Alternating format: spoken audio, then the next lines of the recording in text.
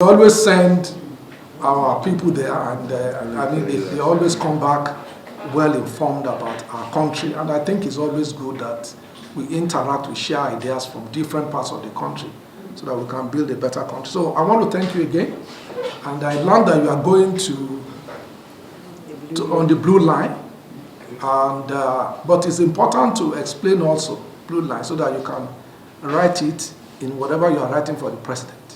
So we are the only sub-sovereign in the world that is funding rail by ourselves in the whole world.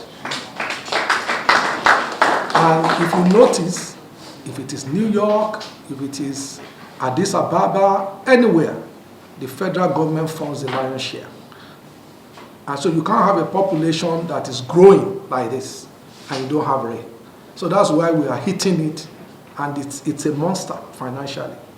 It's a lot of money to fund it. So when people say that we need special status, it's because there is not a single Nigerian from any state or village that is not in Lagos.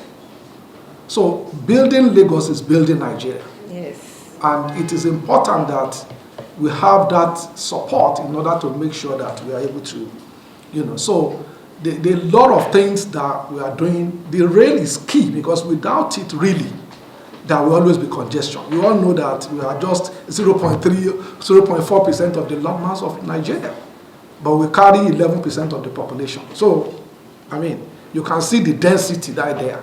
So it is important that we have that support, so that at least some of these things we'll be able to do. And in terms of climate change also, you will notice that recently we just bought some electric buses. We are doing testing on them now. We are finding out that if you recharge it, you must charge it for 2.5 hours, and they can carry you for 200 kilometers. So we are doing the test to make sure, and this to save the environment. And we are converting some of our buses to CNG. So the challenge is we need to manage the cost to make sure the cost of conversion is not more than the savings that we actually get. But in terms of the environment, those are the things that we are trying to do, because we have our BRT buses that is carrying a lot of people in Lagos. As you know, we have buses for our staffs, civil servants, medical staff, and all the rest, so that at least we make it easier for them to come to office every day. And we are trying to convert them to, buses that are not emitting gases and polluting the atmosphere.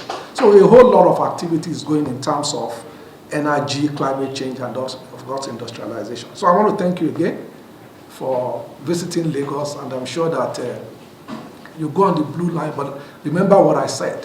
It's one of the challenges, and we, again, as part of planning, we actually have 7 lines planned, designed. It's just money. It's just a question of resources, and the reality is that PPP of such will not come to our country until we actually put our skin in the game.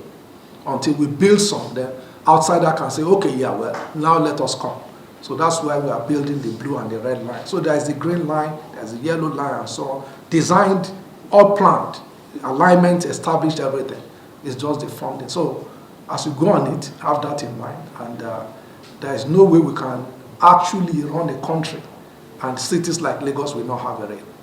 And that's why we are doing it. So I want to thank you very much. It's a DG, everybody.